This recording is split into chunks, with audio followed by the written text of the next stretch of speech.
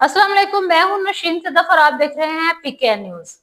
पाकिस्तान का एक और मिसाइल अल-फतह का कामयाब तजर्बा।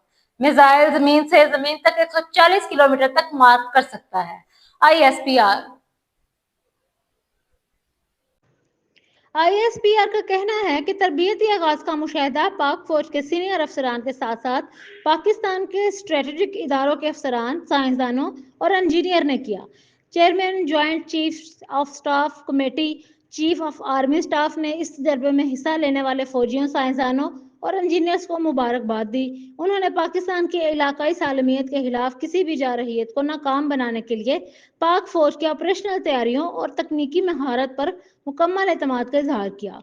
इससे कबल पाकिस्तान ज़मीन से ज़मीन तक हदफ को कामयाबी से निशाना बनाने वाले जदीद टेक्नोलॉजी से lace Abdali weapon system missile का कामयाबी से तरबियती तजर्बा कर चुका है।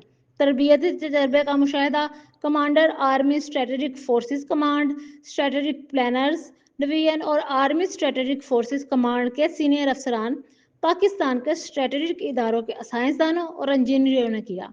पाकिस्तान के बारे में मुसल्लह अफवाज के शोबा ताल्लुकात आमा ने कहा कि ये तजर्बा मश्क इंडस के हिस्से के तौर पर किया गया, जिसका मकसद अफवाज की अमली तैयारी को जांचना और मिसाइल के अहम तकनीकी पहलुओं बशमूल जदीद नेविगेशन सिस्टम और बेहतर सिमत तब्दील करने की सलाहियत को जांचना था। पाकिस्तान के स्ट्रेटेजिक फोर्सेस के अमली तैयारी और तकनीकी महारत पर मुकम्मल एतमाद का इजहार करते हुए कहा गया कि वो मुल्क की सलामती के तहफ़्फ़ुज़ और मौसर दिफाई सलाहियत के हामिल हैं।